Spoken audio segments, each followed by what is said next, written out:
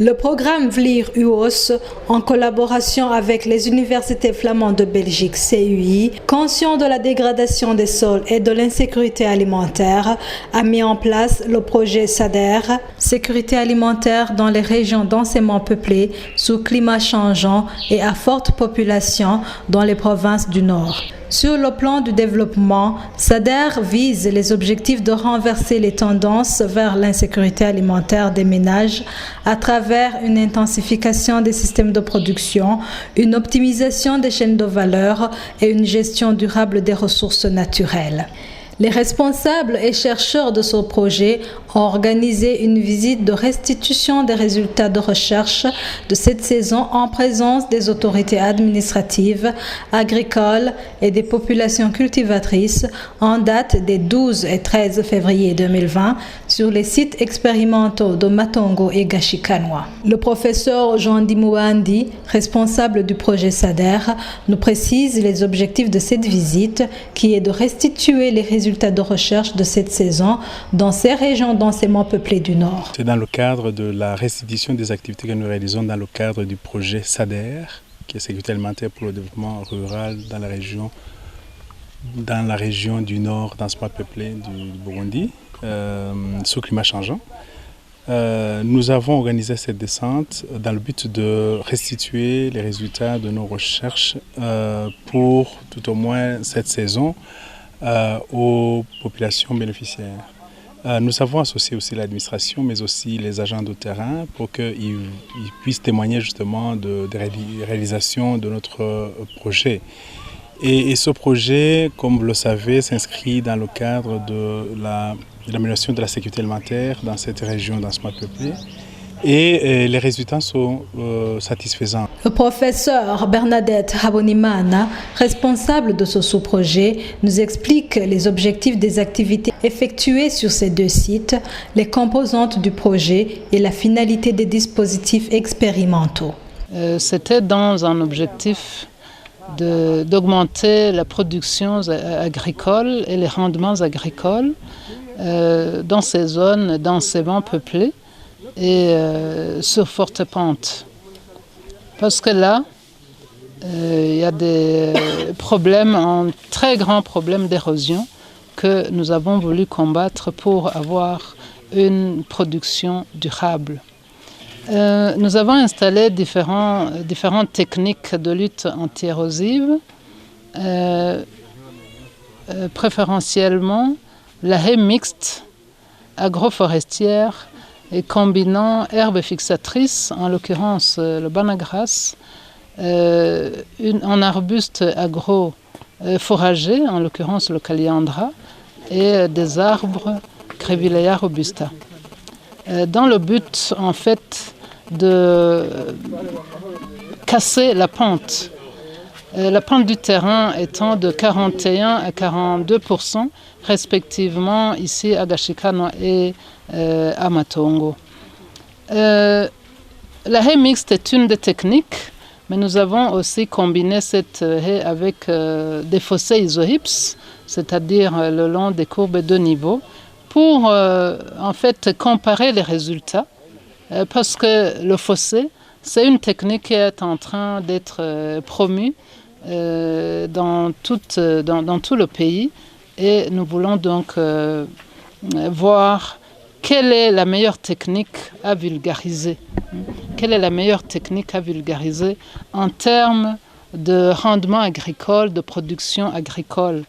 Nous avons aussi comparé cette technique avec une parcelle non aménagée qui ne porte aucune pratique de lutte anti-érosive. Et par rapport à toutes ces techniques, les résultats sont très parlants. Nous avons vu par exemple avec la haie mixte que nous pouvons réduire les pertes en terre.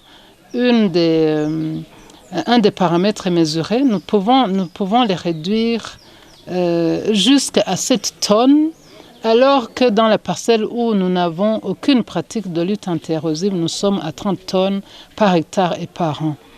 Rien que les 2 premières années, nous avons constaté que le fossé isohypse combiné avec la haie mixte nous arrivons à réduire l'érosion jusqu'à 3 tonnes. Je dois rappeler ici que la norme de l'AFAO, c'est jusqu'à 12,7 tonnes par hectare. Là, vous avez combattu l'érosion. Mais nous avons pu aller jusqu'à 3 tonnes par hectare. Là, ce sont les 2 premières années. Nous allons vous communiquer les résultats des dernières années. Nous espérons en fait que l'érosion, les pertes en terre sont assez réduites maintenant. L'autre composante du projet qui est peut-être une nouveauté par rapport aux recherches antérieures, c'est que nous mesurons aussi les nutriments perdus. Qu'est-ce qui est perdu en termes de matière organique, en termes de carbone, en termes d'azote, qui est le constituant principal des engrais minéraux? Qu'est-ce qui est perdu avec les eaux de ruissellement? Nous avons constaté que avec la culture traditionnelle, quand vous ne mettez aucune technique de production, vous perdez jusqu'à 2 tonnes par hectare. C'est énorme. 2 tonnes par hectare de matière organique, 200 kilos d'azote par hectare par an, c'est énorme.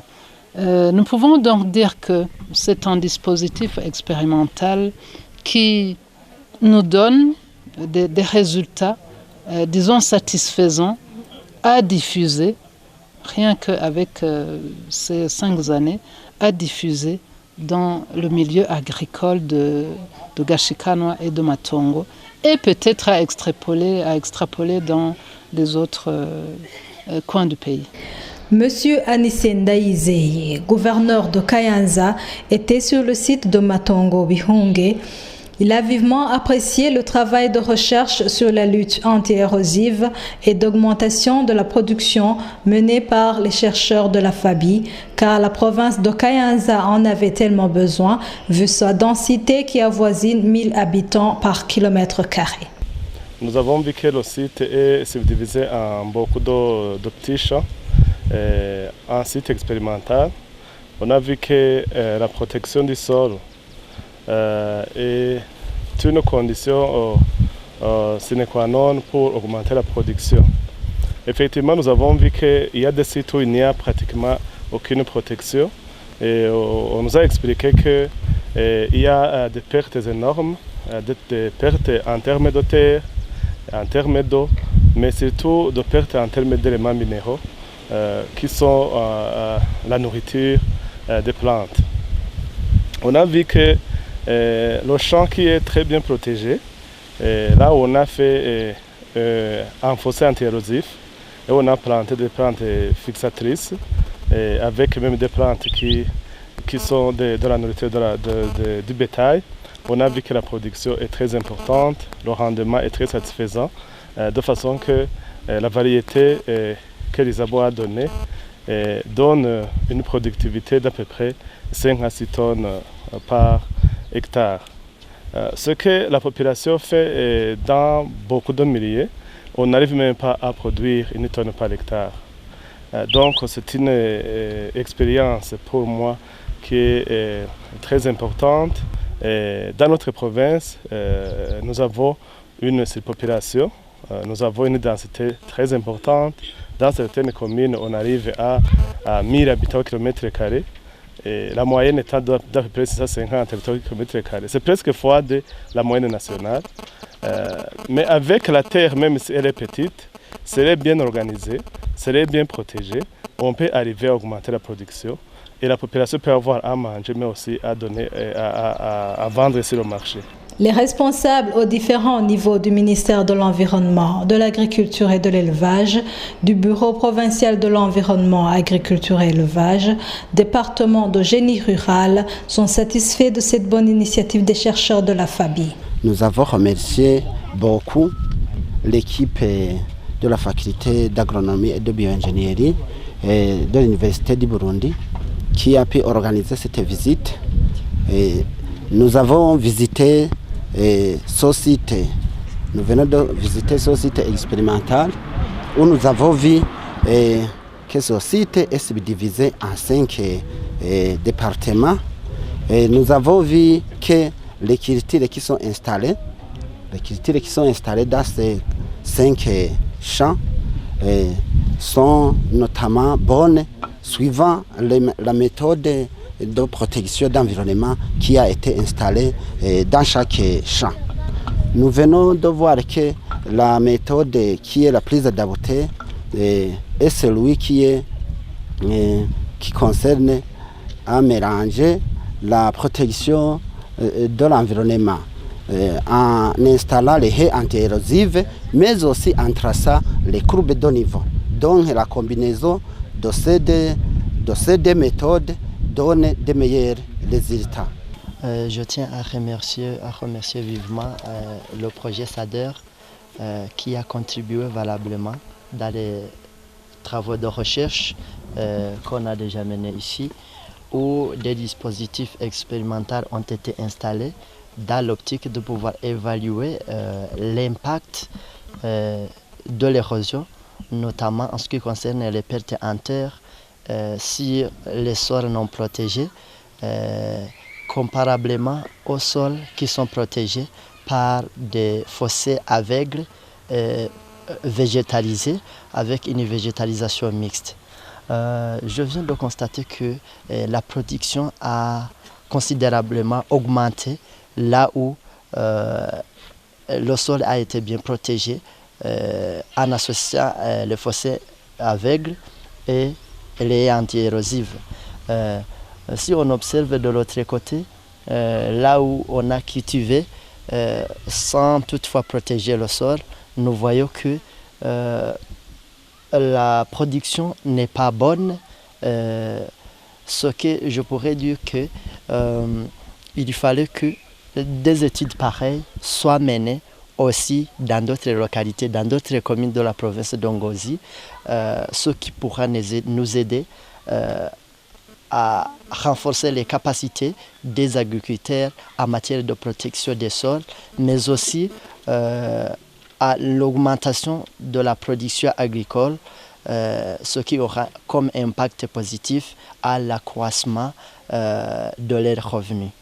Mes différentes observations, c'est que pour ce projet, le projet a vraiment fait un travail vraiment louable par rapport à ce que je dirais la politique nationale de la lutte anti-érosive. Pour ce projet, il y a beaucoup de calculs et il y a beaucoup de précisions, alors que nous, ce qu'on fait, on montre seulement à la population comment on trace, comment on creuse. Ce que nous envisageons faire, c'est de suivre, je dirais, c'est embrasser ce travail en utilisant les méthodes que ce projet a utilisées. Par exemple, il y a un syllabus qui est en train d'être actualisé. Je peux dire que avec le rapport que ce projet va disponibiliser, ça va nous aider aussi à vulgariser et à conscientiser la population. Les propriétaires des parcelles sous expérimentation et leurs administratifs sont largement satisfaits de la production des gens encaissés et de l'amélioration de leurs conditions de vie. Il y a quelques années, les Abous avaient pratiqué les méthodes anti-érosives dans les Migwa. Maintenant, nous sommes très contents que ces chercheurs les initient dans cette région et les vont se généraliser dans la plupart des régions. Cela nous permettra de savoir la perte en terre dans telle ou telle région et comment y remédier. Il est clair que les techniques que vous avez utilisées ne sont pas très coûteuses et sont à la portée des populations. Ces résultats vont permettre à l'ISABO d'avoir des chiffres exacts de lutte contre l'érosion. Nous suggérons à ce qu'il y ait des visites et d'échanges d'expériences, comme l'a dit le gouverneur de province, pour que ces techniques de lutte contre l'érosion et de rentabilité agricole soient généralisées dans tout le pays. Nos remerciements vont envers le projet SADER avec ses experts en agriculture et élevage. Maintenant, j'ai appris à cultiver, semer de manière sélectionnée et les voisins viennent chaque fois copier sur mes techniques acquises de ces recherches. Nous sommes vraiment contents des bienfaits de ce projet. Il est venu à point nommé. Vous regardez son champ d'à côté. Il ne produit pas car son propriétaire utilise les méthodes traditionnelles. Sur mon champ réparti en 4 parcelles, la récolte est nettement différente suivant les aménagements. Des applaudissements à nos autres chercheurs pour leur louable initiative. Je vais mobiliser tous mes collaborateurs et les agri-éleveurs de cette région et sûrement que nous allons servir de modèle pour les administrer. Le gouverneur de la province Kayanza n'a pas manqué de faire un appel vibrant à ses chercheurs pour produire un rapport provisoire, planifier une visite d'échange d'expériences, diversifier les partenaires pour le soutien à la recherche. Donc c'est une expérience très très importante qu'il faudra répéter dans beaucoup de régions, sur beaucoup de collines, pour que réellement on arrive à augmenter la production agricole. Et je lance même un appel à l'équipe du projet pour qu'elle puisse nous faire un rapport intermédiaire des années que le projet vient de durer. Ici, je pense que c'est à peu près 3 ans.